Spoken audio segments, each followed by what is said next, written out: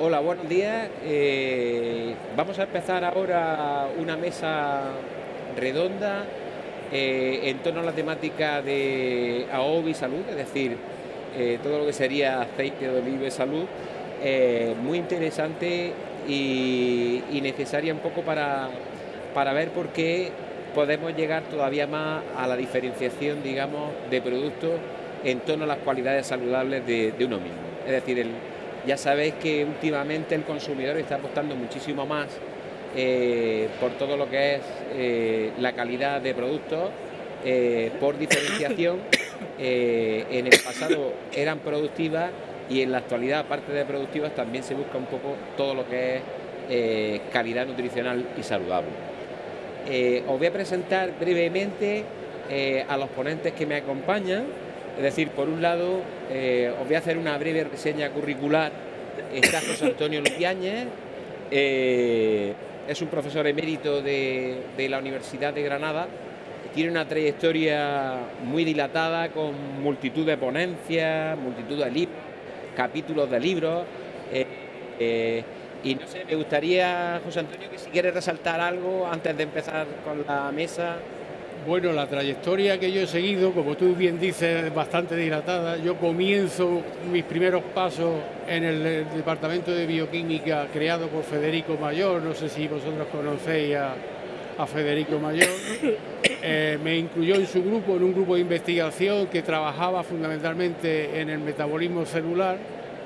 Y esa fue mi trayectoria inicial. Ese fueron mis primeros pasos. Posteriormente, cuando ya leí el doctorado, conseguí una beca y me fui a Estados Unidos. Estuve un par de años en Estados Unidos y la vuelta de los Estados Unidos, ya con una formación más sólida, pues creo un grupo de investigación que es el que actualmente dirijo y el que ha estado estudiando en los últimos años todas las características de los fitoquímicos que están presentes en el aceite de oliva. Estupendo. Bueno, tengo a mi lado a Sara Vil. Digamos que es licenciada en Farmacia y Ciencia y Tecnología de los Alimentos, además de otro tipo de cursos, másteres, etcétera.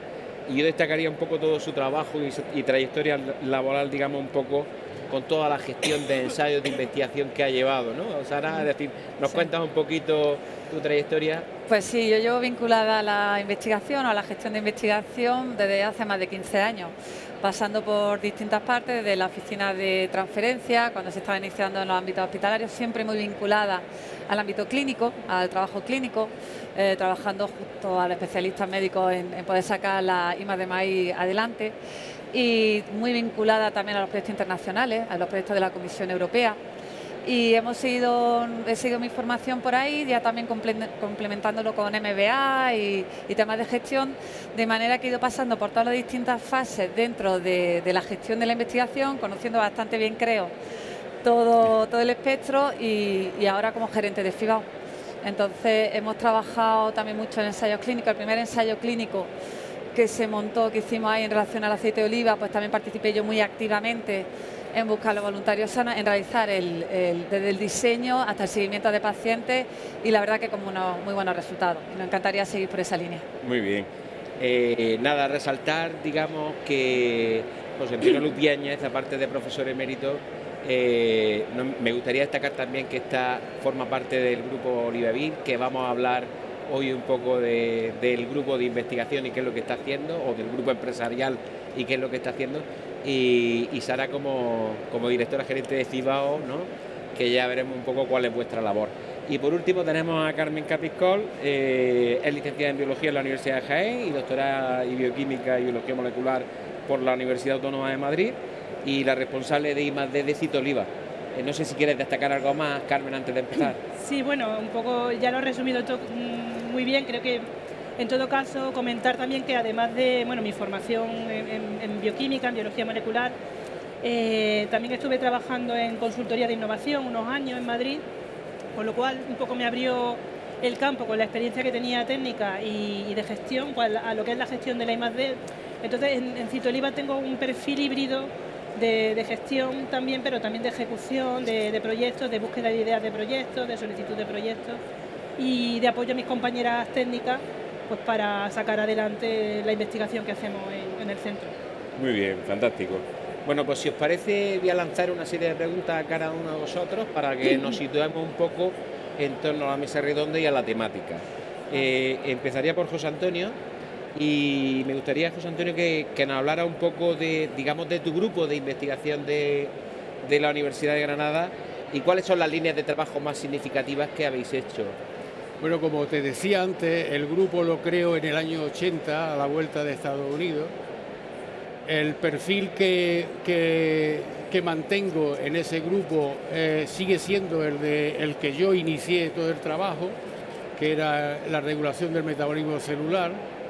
El logro más importante en esos años que pudimos nosotros llevar a cabo era la caracterización de un proceso clave en el desarrollo de los seres vivos, como es el proceso gluconeogénico, que como sabéis se ocurre fundamentalmente en el hígado, pero que nosotros pusimos de manifiesto la importancia que tenían las células renales en el mantenimiento de la homeostasis glucémica. Esos trabajos nos llevó a incluso ser felicitados por Krebs. No sé si conocéis a Krebs, ¿verdad? Pues incluso nos mandó una carta de felicitación una vez que publicamos los trabajos sobre eso. Una vez que pasa todo este tiempo, cambié en los años 90, cambió un poco el chip del grupo y comienzo a estudiar procesos de crecimiento celular. Me interesaba mucho el crecimiento. Ya en el estudio del metabolismo ya yo había comprobado cómo había algunos biomarcadores moleculares que eran capaces de reconocer por dónde iba el crecimiento celular y orgánico. El crecimiento, como sabéis, es un poco, en síntesis, el resultado entre la velocidad de síntesis de proteínas y la velocidad de degradación. Dependiendo cómo podamos manipular bioquímicamente ambas velocidades, así será el resultado final del crecimiento. Nosotros pusimos de manifiesto una enorme cantidad de marcadores moleculares relacionados con el crecimiento, donde se plasmó en bastantes trabajos y varias tesis doctorales. Y una vez que ya conocíamos, por lo menos conocíamos al nivel que nosotros queríamos, cómo se comportaba el crecimiento celular, pensamos la posibilidad de manipularlo.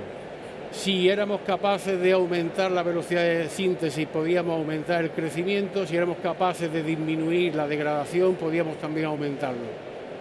Y ese fue un poco el objetivo siguiente que conseguimos. Y en ese momento nos enteramos que en un departamento de química de la Universidad de Granada estaban aislando un producto que procedía del olivo, que era un triterpeno, el ácido maslínico, que tenía una capacidad inicial, al menos en lo que se estaba reseñando en aquel tiempo. No se había hecho mucho estudio, pero sí se sabía que era un inhibidor de proteasa, de serin-proteasa.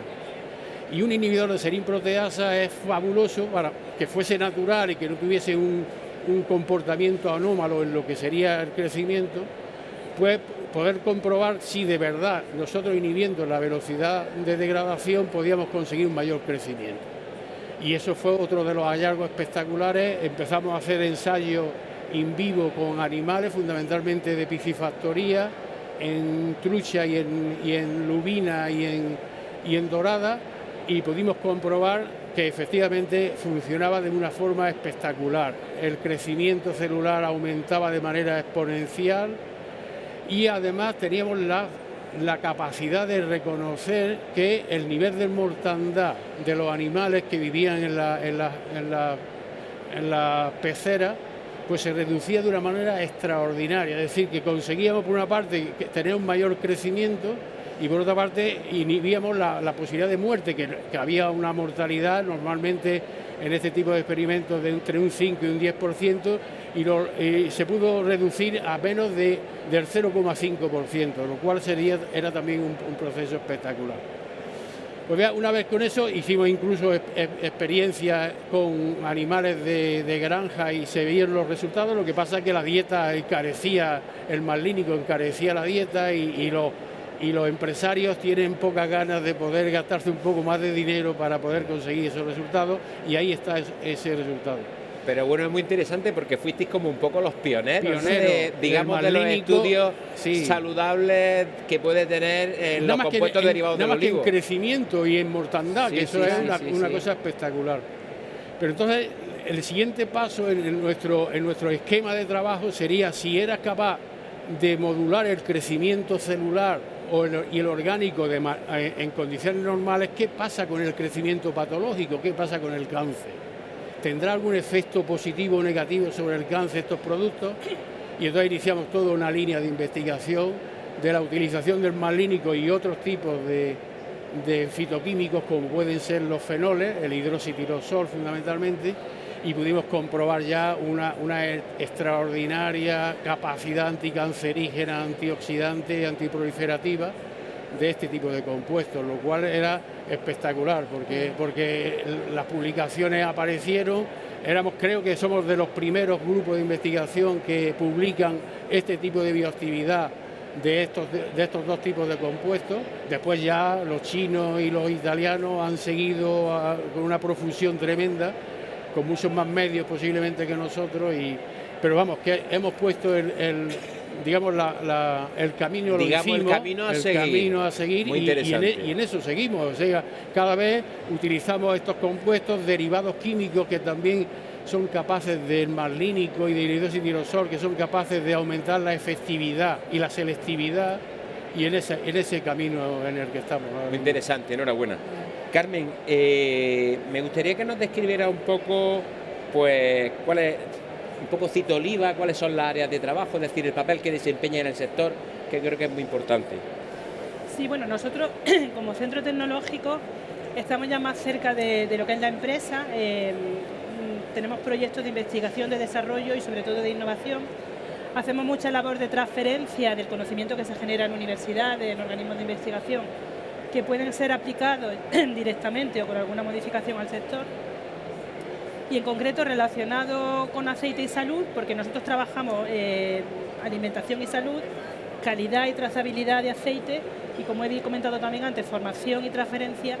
Dentro del ámbito de la alimentación y salud tenemos Cooking Lab, que es una cocina experimental donde desarrollamos alimentos más saludables, basados en el aceite de oliva, en compuestos o en extractos obtenidos también de la cadena de valor oleícola, que tienen también un valor en matrices alimentarias para conservación, mejora del perfil nutricional.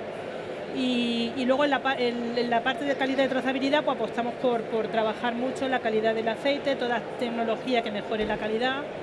Y la trazabilidad, la seguridad alimentaria. No es un alimento que tenga especial dificultad en aspectos de seguridad alimentaria, pero sí que haya una comunicación clara al consumidor, que es algo que se demanda actualmente mucho. Entonces, en definitiva, nosotros todo el trabajo que hacemos lo enfocamos mucho para que ya tenga una aplicación directa sobre la empresa oleícola o de la industria auxiliar oleícola. Muy interesante, desde luego. Y por último, Sara, pues me gustaría eso, ¿no? También que nos describiera un poco qué es Fibao, a qué se dedica, cuáles son los servicios que puede prestar. Vale. Sería muy interesante. Me parece muy interesante porque soy como la otra parte de lo que acaba de comentar Carmen. Bueno, Fibao, la Fundación Pública Andaluza para la Investigación Biosanitaria en Andalucía Oriental, que ya lo dice todo, pero bueno, es una fundación del ámbito público que tenemos vocación de servicio a los investigadores para que puedan llevar a cabo sus investigaciones, sus trabajos de investigación. Entonces se le da una cartera de servicios completa, desde el inicio, desde plasmar la idea, porque tenemos servicio de metodología de investigación que le ayuda a desarrollar la idea de investigación, pero también una de asesoramiento en gestión de convocatoria, buscando la financiación ideal para cada tipo de ayuda, para cada tipo de desarrollo que se quiera realizar. También tenemos otro servicio de ensayos clínicos, todo enfocado tanto a ensayos clínicos independientes como comerciales. De hecho, estamos en una plataforma del Carlos III, la plataforma SCREN, que lo que promueve también, lo que intenta es fomentar la investigación clínica independiente. Entonces trabajamos también los dos lados y tenemos una plataforma de ensayos clínicos con personal, tanto monitores, data managers, para poder realizar esos ensayos clínicos. Y después ya todos los servicios de gestión, de donación y demás, además de internacionalización, y nuestra oficina de transferencia, que es una de las niñas bonitas también, porque todo el trabajo de innovación en Fibao, que tiene unos resultados muy buenos. Estamos dentro de la red de fundaciones gestoras de investigación, con lo cual, lo comentábamos antes, hablando, que hay una cooperación, una colaboración muy importante entre las distintas fundaciones y por lo tanto se puede trabajar en red para distintos proyectos que salgan. Pero sí es verdad que Fibao está en 3 provincias. Fibao gestiona la investigación de Almería, Granada y Jaén. La investigación clínica, la investigación vinculada a los, como decía antes, a los profesionales clínicos. con lo cual tenemos una capacidad de colaboración y de trabajo, porque contamos con 17 hospitales, entre los comarcales y los no comarcales son 17 hospitales. Contamos con 11 distritos sanitarios, un posible volumen de pacientes, yo que sé, 2 millones, hay como investigadores potenciales 29.000. Es decir, hay un volumen grande donde se puede trabajar y trabajamos muy bien en red, porque somos una única entidad, para buscar esas colaboraciones, ¿no? Entonces yo creo que es uno de los potenciales de FIBAO. Sí, no, desde luego podéis jugar un papel fundamental y de hecho seguro que ya lo empezáis a jugar entre lo que es el sector agroalimentario y el nexo de unión junto con esos grupos de investigación hospitalaria que en el pasado, pues digamos, no se han promocionado tanto como se deben de promocionar. La gente se ha empezado a dar cuenta un poco de lo importante que puede ser que el alimento sea tu medicina, nunca mejor dicho. Totalmente de acuerdo. Y entonces yo creo que eso es muy importante. Hemos participado ya en algún estudio de ese calibre, como decía al principio, y ya te digo, la unidad de innovación en ese sentido, que nos acabamos de acreditar además también por la UNE, está funcionando espectacularmente bien. Y además te brindamos la oportunidad que nos ayude ahora. Es que es nuestra misión, o sea, es decir, si tenemos la información y para buscar, claro, es casar las dos partes, ¿no? Efectivamente, para ensayos clínicos, para probar esos productos. Es verdad que parece, bueno, ya no hemos liado con el debate, pero parece que puede haber algún gap que habría que cubrir, ¿no?, en el momento del diseño del estudio y demás, pero que nosotros también estamos trabajando en eso y colaboraciones puede haber, disculpa. Bueno, José Antonio, he mencionado lo del grupo Olivabean, ¿no? Y me gustaría un poco que me dijeras qué trabajo como empresa estáis realizando dentro de ese grupo. Lo primero os voy a comentar un poco cómo se genera este grupo, ¿no? Es un grupo de trabajo multidisciplinar, engloba a diferentes tipos de científicos, hay geólogos, hay ingenieros bioinformáticos, hay médicos y hay bioquímicos. También hay economistas, hay organizadores de gestión y de logística para digamos, un poco gestionar el grupo, ¿no? Este grupo, la mayoría de las personas ya tenemos un bagaje personal elevado, porque la mayoría ya estamos en jubilados, pero mantenemos las ganas de poder seguir trabajando en aspectos de estas características. Y se crea el grupo con una finalidad. La finalidad encaja perfectamente con lo que estamos aquí hablando, y es utilizar los productos naturales procedentes del olivo, inicialmente, para mejorar la salud de la humanidad. Ese sería el objetivo.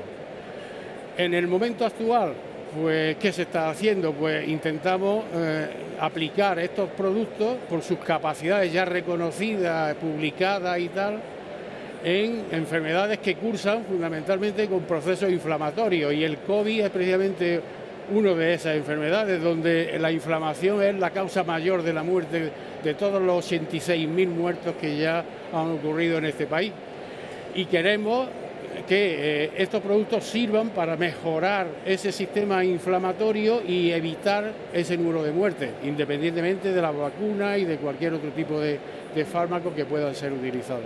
Pero utilizar fundamentalmente los productos naturales del olivo para evitar enfermedades que cursan con procesos inflamatorios. Sería muy interesante, porque sería, digamos, una vía de aprovechamiento muy diferenciado dentro del sector agrícola, claro. Utilizar esos fitoquímicos que son, digamos, los fitoquímicos. Acabo de publicar un trabajo que he titulado Los fitoquímicos, una pequeña ventaja defensiva para las plantas y los hongos, un gran remedio para la salud de la humanidad. Y efectivamente, ahora mismo ya se están aplicando, como si estuviésemos ahora en la Edad Media, la mayoría de los fitoquímicos procedentes de plantas para evitar muchas de las enfermedades, ¿no? Y este es un poco el asunto de esto, ¿no? Muy bien. Carmen, a mí me gustaría un poco, dentro de las diferentes áreas que comentaba el Tito Oliva y tal, que fuera un poco más específica dentro del área de alimentación y salud, puesto que estamos hablando de la salud en esta mesa, ¿no? Sí, pues en el ámbito de alimentación y salud, nosotros sobre todo el principal instrumento que tenemos es, como comentaba, Cooking Lab, que es una cocina experimental para desarrollar alimentos saludables. ¿Qué significa eso? Nosotros trabajamos, bueno, en muchos ámbitos, pero sobre todo el perfil de ácido graso. Es decir, sustituir en todo tipo de alimentos que se te ocurran, helados, bollería, chocolate, sustituir un perfil de ácidos grasos saturados que no son tan saludables, bien por aceite de oliva, sino total o parcialmente al menos, por si en algunos casos no se pueda llegar. Y esto, bueno, tiene una componente, porque no es la mera sustitución, tiene una componente de investigación, de tecnología grande, porque claro, al introducir aceite de oliva, aunque es más saludable, pero le aporta otras propiedades al alimento, de sabor, de vida útil, de textura, que a veces los consumidores no están acostumbrados o a priori lo rechazan, aunque sea un alimento más saludable. Entonces hay que trabajar esos ámbitos para que el producto mejorado en su perfil nutricional también sea aceptado a todos los ámbitos para el consumidor, porque de nada sirve que tengas un producto muy saludable si luego al consumidor no le gusta o no se lo va, por así decirlo, a tomar. Claro. Entonces en ese ámbito trabajamos mucho, pues ya digo, no solo la mera sustitución, sino fórmulas que hagan que el alimento, bueno, con las características que le va a dar el aceite, que van a ser diferentes, pues se parezca lo más posible al alimento original. Muy interesante. Sara, y centrando un poquito más en el tema, lo mismo, la labor de Fibao, ¿no? Puesto que estamos hablando de aceite y salud, digamos, ¿cómo se puede colaborar Fibao en proyectos relacionados con el aceite de oliva y su aplicación a la salud? De todos los grupos esos hospitalarios que habría, sí, supongo que habrá, digamos, gente mucho más especializada, ¿no?, en esta temática. Sí.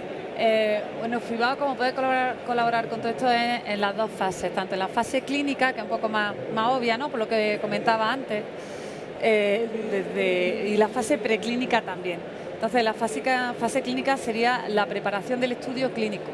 La preparación del estudio clínico y el seguimiento, obviamente, de esos pacientes, o sea, toda esa fase de el reclutamiento y demás del estudio. De hecho, hemos hecho ya algún estudio en ese sentido, por el que hemos recibido un premio y estábamos muy contentos con los resultados obtenidos.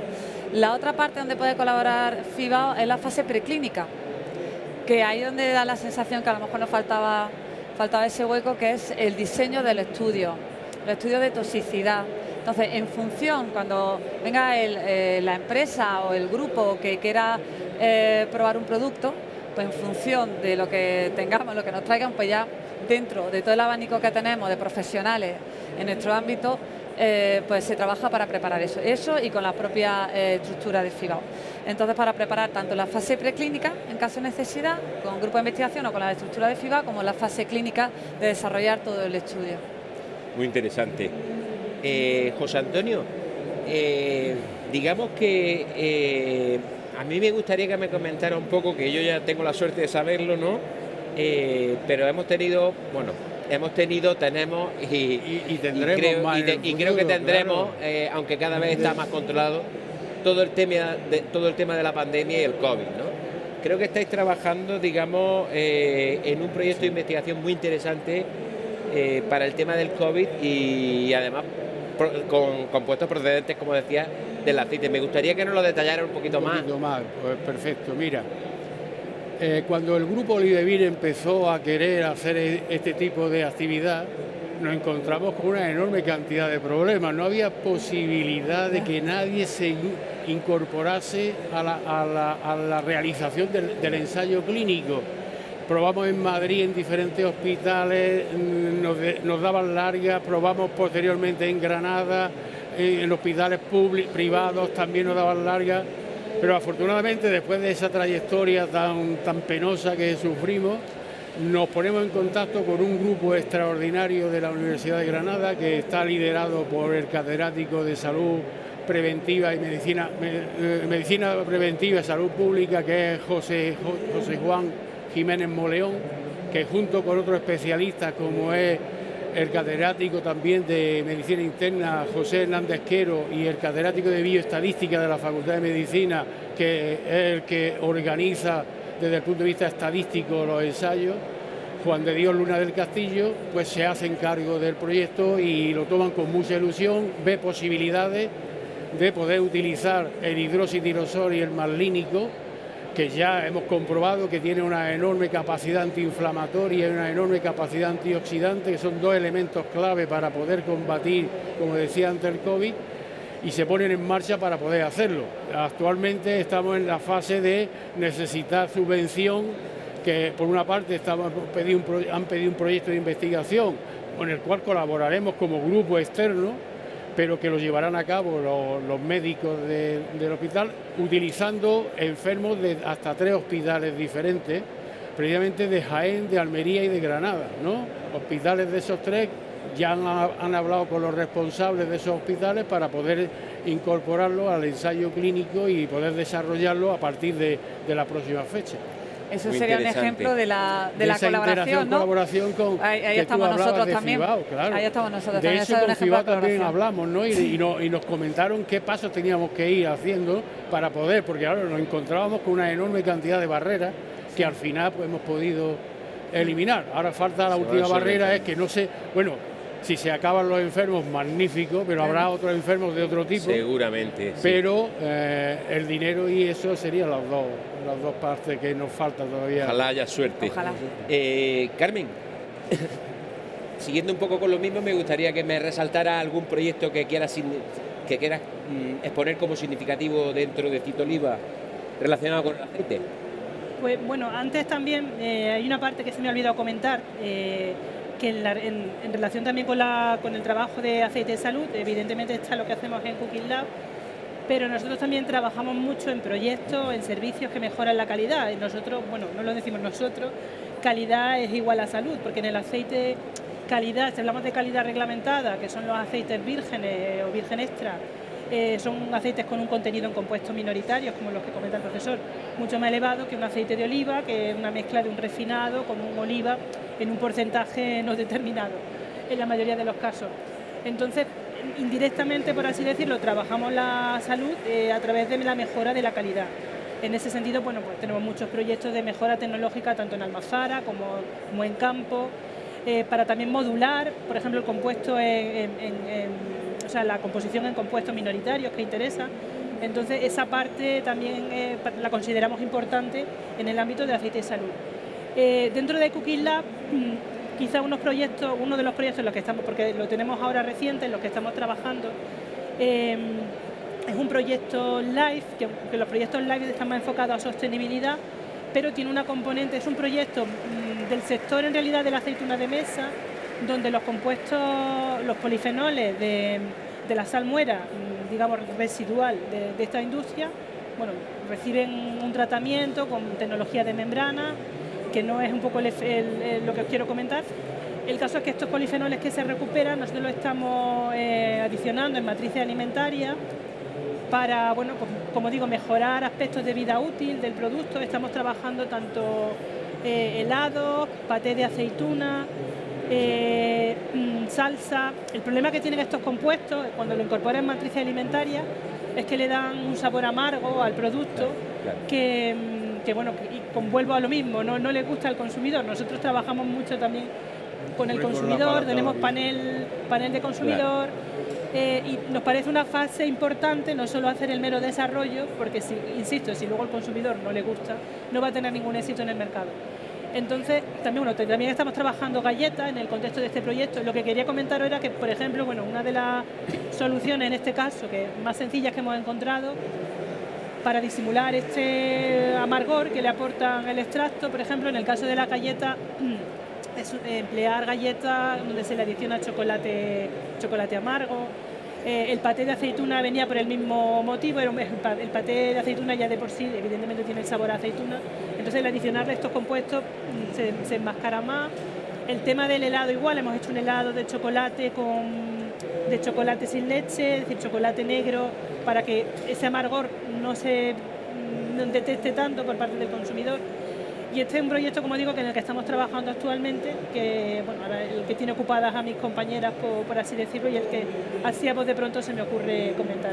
A mí particularmente me parece muy interesante, independientemente de todas las problemáticas que tengáis, porque estáis intentando desarrollar alimentos mucho más saludables en base a ese tipo de compuestos que son saludables, y encima probablemente se beneficien las matrices porque de esa manera no utilizará aditivos sintéticos, que es el gran problema. Exactamente, la doble vertiente de que le mejoras el perfil nutricional, pero el producto en sí también se va a beneficiar porque, como comenta, le va a extender la vida útil, tiene capacidad antioxidante, actividad antimicrobiana. Entonces, bueno, es una doble vertiente. Está claro. Una cosa le quería comentar, sí. que estáis en posición de hacer superalimento. Podéis hacer un superaceite de oliva virgen añadiendo marlínico, hidroxitirosol. Claro, ahí en ese sentido es lo que hemos estado comentando antes del debate. El problema es legislativo, es decir, en el caso del aceite además son dos problemas. Bueno, por un lado, el uso de extractos en alimentación humana, tiene unas lagunas legales normativa que ahí te deja complicadas todavía. Pero sería eso pasa por hacer mucha investigación que demuestre que es seguro, que tiene unas propiedades interesantes y que se puede utilizar. Pero luego en el caso del aceite además ocurre que aquí en España, eso no ocurre en otros países, a un aceite de oliva, por muy bueno que sea, desde el momento en que le adicionas cualquier componente, por muy bueno que sea, ya no lo puedes etiquetar como aceite de oliva, cosa que por ejemplo en Italia sí pueden hacer, lo cual es una desventaja para nosotros. Entonces, ese tipo de aceite alguna vez ha salido a la palestra, hemos hecho algún intento, pero digamos que no nos hemos enfocado demasiado por ahí, por esto que te comento. Porque al final, como nosotros trabajamos mucho para la empresa y el enfoque de mercado legal es complicado, pues no nos hemos animado demasiado. Ahora, sería una tostada magnífica y si le pones jamón ya para que sea ibérico y ya para que esa grasa también sea y las sustancias de sean vehiculizadas y sean de calidad. Bueno, Sara, a mí me gustaría saber un poco que nos dijeras cómo, vamos a ver, que me dijeras casos de participación la forma de colaboración mejor, público-privada y bien de financiación entre FIBAO y empresas del sector. Imagínate que alguna empresa del sector quiere hacer algo con vosotros. ¿Cuáles son las posibilidades que puede tener? Vale, como decía antes, alguna experiencia previa, por ejemplo, era pues con ayuda del Ministerio, con lo que era antes la ayuda Interconecta. Entonces, la Agencia Estatal de Investigación tiene distintas ayudas de investigación y podemos participar tanto que la empresa nos subcontrate a nosotros como participar como colaboradores en el proyecto. Normalmente, tanto con el CEDETI como con la Agencia Estatal suelen ser subcontrataciones. Entonces, en el caso de la Agencia Estatal, pues van a salir las líneas estratégicas que saldrán para abril del año que viene. La prueba de concepto también sale para abril del año que viene y después los proyectos colaborativos que salen mucho más recientemente, que serán ahora en noviembre. Pues lo que eran los antiguos retos. Entonces son los proyectos de I+D+I. Entonces normalmente, obviamente, para hacer todo lo que decíamos antes del ensayo clínico y demás, hace falta financiación. Entonces la financiación o viene de mano de la empresa directamente o la buscamos externa por convocatorias públicas o privadas. Entonces, por un lado está la agencia estatal, que imagino que lo conoceréis más, igual que el CEDETI también, pues las misiones y los distintos proyectos que tienen, pero después están las convocatorias específicas en el ámbito de salud, que también contemplan esa colaboración público-privada. Entonces, el Instituto de Salud Carlos III tiene una convocatoria específica de colaboración, que sería la convocatoria de desarrollo tecnológico en salud. Y ahí tiene que participar también una empresa, para que te lo concedas, son 2 años, para probar ese producto que estás desarrollando. También la Consejería de Salud, que creo que es la convocatoria en la que estáis participando ahora, la Consejería de Salud pues también tiene ayuda de colaboración público-privada, donde hay la participación, es verdad, que un 50% por la empresa y por parte de la financiación pública, ¿no? Se intenta buscar esa colaboración público-privada. Ese es nuestro caso. Claro, entonces intentan ese compromiso, ¿no?, por parte de la empresa privada. Pero hay distintos tipos de convocatorias. No exime tampoco que si participamos en una convocatoria y por lo que sea no hay éxito, pues ya ese trabajo se puede, nosotros buscamos otro tipo de convocatorias donde podamos participar y que exista esa colaboración. Puede haber un convenio de colaboración sin más y que sea la empresa, pero si estamos buscando financiación externa, que además es como un marchamo también de calidad que te dan de fuera, esas serían las vías principales. La Consejería también, de Transformación Económica. En ese sentido, también quería comentar que para el mes que viene, están a ver si final de octubre, noviembre, van a organizar desde la Consejería una jornada comunicando tanto para investigadores como para empresas, informando de todas las ayudas que va a haber en relación pues al nuevo plan de recuperación, transformación y resiliencia. Entonces van a salir muchas ayudas y para final del mes que viene, principio del siguiente, os invito a participar en estas jornadas que se están organizando en la red, en la oficina de transferencia del sistema y nada, para que participéis y que podáis recoger toda esta información. Sí, nos damos por invitados, seguro. Bueno, no depende de mí directamente, pero puedo hacer llegar la información con más detalle. Bueno, ya vamos a ir haciendo las últimas preguntas. Y José Antonio, me gustaría, digamos, para dejar un mensaje, ¿no? Y centrarlo en el aceite. Y centrarlo en otro de los grandes problemas actuales que hemos tenido, que es el COVID, ¿no? ¿Cómo puede ayudarnos el aceite a la prevención de enfermedades, ¿no? Y más concretamente al tema del COVID? Vamos a ver, creo que parte de las cuestiones que nos plantea en esta pregunta ya hemos comentado antes algo, ¿no? Sí. Pero es cierto que el olivo tiene unas características especiales que no tienen otras mayorías de plantas, ¿no? Y es la presencia de prácticamente todos los tipos de fitoquímicos conocidos. Es decir, en cantidades diferentes, pero flavonoides, estilbenos, lignanos, todo eso lo tienen, que tienen un potencial extraordinario, pero desde un punto de vista mayoritario hay dos tipos de fitoquímicos que son especialmente importantes desde el punto de vista cuantitativo, que son los compuestos fenólicos, el hidroxitirosol a la cabeza, con la oleuropeína y el propio tirosol, pero fundamentalmente el hidroxitirosol, y los compuestos triterpénicos, que derivan, como todos sabemos, de los isoprenoides, que proceden del propio acetilcoenzima A, que estos triterpenos mayoritariamente, aunque hay una enorme cantidad de triterpenos dentro del propio componente triterpénico del olivo, el mayoritario es el malínico, el oleanólico y en menos cantidad el ursólico. Y son tres componentes que tienen esa composición del olivo. Entonces nuestra idea es que ya que el olivo presenta, o el aceite de oliva que ya presenta este tipo de componentes, cuando se extrae no se hace de manera química sino de manera natural, cuando están presentes podemos aprovechar precisamente esas propiedades que ya hemos demostrado, que son propiedades antioxidantes, propiedades antiinflamatorias. Son tan selectivos que son capaces de aumentar en los niveles de la citoquina antiinflamatoria y disminuir las citoquinas proinflamatorias, es decir, el potencial es extraordinario. Totalmente. Y precisamente en el caso del COVID, donde, como hemos comentado antes, el efecto peor que tienen los enfermos, independientemente de los aspectos secundarios que puede generar la propia enfermedad, pero el más importante, el que inicialmente se presenta es la tormenta de citoquinas, que es la que desarbola el organismo de la persona y termina muriendo, ¿no? En la mayoría de los casos donde la tormenta es fundamental.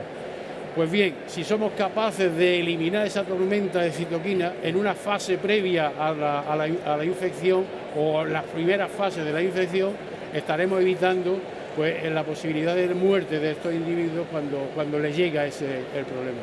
De manera que en el COVID es esencial, como en cualquier otra enfermedad infecciosa, que también tiene un componente inflamatorio. Claro. En este caso es muy potente, pero en otros casos menos, pero que también es importante. Aparte de eso, hay otras propiedades que podemos comentar posteriormente. Está clarísimo, muy interesante. Voy a cambiar un poco el orden. Sara, voy a continuar contigo. Vale. Nada, ya simplemente para ir finalizando, pues a mí me gustaría, como me pasa a mí, te quiero hacer la pregunta con referencia al sector.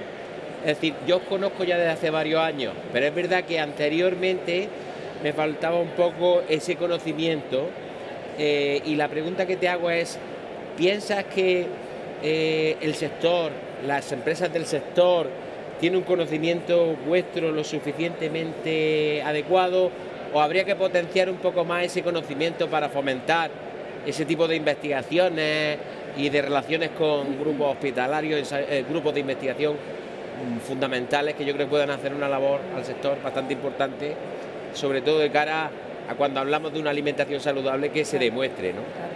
Sí, ¿Qué opinas de esto?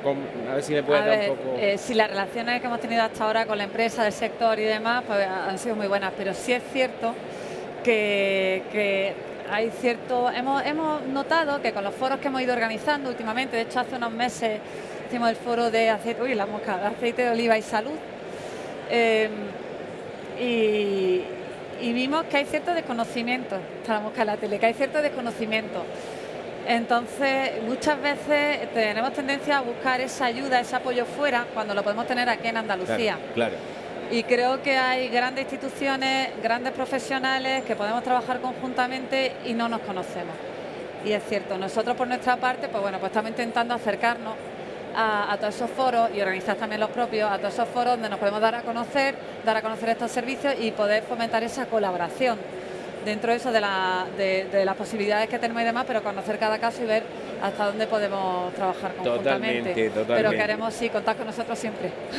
Y esto es un ejemplo de poder... Por eso digo, contar con nosotros. Un ejemplo de que se puede hacer, y además pienso que puede ser una herramienta mucho más eficiente a la hora de hacer o acometer un determinado proyecto. Sí. Cuando se habla del campo a la mesa, son muchos factores. Sí. Correcto. Hay muchos pasos. Y echo de menos ese trabajo que vosotros, esa labor que vosotros hacéis y que la estáis haciendo, pero que creo que hay que potenciarla mucho más porque es importantísimo. Tomo nota. Carmen, para ir finalizando, pues me gustaría que creo que con el trabajo que estáis haciendo tan interesante respecto al aceite, me hablaras de cómo está relacionada la calidad del aceite de oliva con sus propiedades saludables, porque claro, esto es muy interesante. Podemos tener una cosa que sea la más saludable del mundo, pero si no está con una característica organoléptica adecuada, Claro. el consumidor no lo va a tomar, como comentaba antes con lo de las galletas y toda esta historia. Claro, eso, como he comentado, para nosotros no lo decimos nosotros, es una realidad. El aceite de oliva de calidad, pensando en calidad reglamentada, es salud, pero es verdad que no hemos encontrado salud en el sentido, como he comentado, de mayor composición de compuestos saludables. Se nos ha dado muchas veces el caso, por ejemplo, de almazaras, de cooperativas, de sierra, que por ejemplo son aceites que tienen mucho contenido en polifenoles, estupendos, muy saludables, pero ellos venían a pedirnos que les rebajáramos esa cantidad de polifenoles porque luego el consumidor el aceite lo detecta muy amargo, muy picante y no le gusta. Ahí hay por un lado una labor de formación y de concienciación al consumidor, de explicarle que esos son atributos positivos, eso no es malo, pero pese a todo es verdad que siempre hay una componente de gusto, de preferencia, que no puedes cambiar. Y bueno, pues también hay que trabajar eso, aunque si tú a nivel agronómico, a nivel industrial en la almazara, con determinadas condiciones de lavado, puedes hacer que se minoren esos compuestos minoritarios, valga la redundancia. Es verdad que está obteniendo un aceite, vamos, muy saludable, pero que va a tener menos componentes saludables que uno que tenga más compuestos polifenólicos o de otro tipo. Pero bueno, es algo que a ver, es algo, como digo, que depende un poco también de las preferencias del consumidor, del mercado al que tú quieras ir, y bueno, es algo con lo que puedes jugar. La ventaja es que incluso el aceite más malo del mundo, el aceite de oliva, es saludable, es más saludable que cualquier otra grasa. Claro. Aquí ya un poco hablamos de los niveles de salud, de la cantidad, del porcentaje, por así decirlo. Y con relación a esto, digamos, ¿cuáles piensas que podrían ser las líneas I+D de futuro vuestras para ir un poco más allá en el tema ¿no? de oliva aceite de oliva y salud? Pues lo que es la parte de aceite de oliva, por supuesto, seguir trabajando la calidad o modular, como digo, modular esa calidad, esa composición.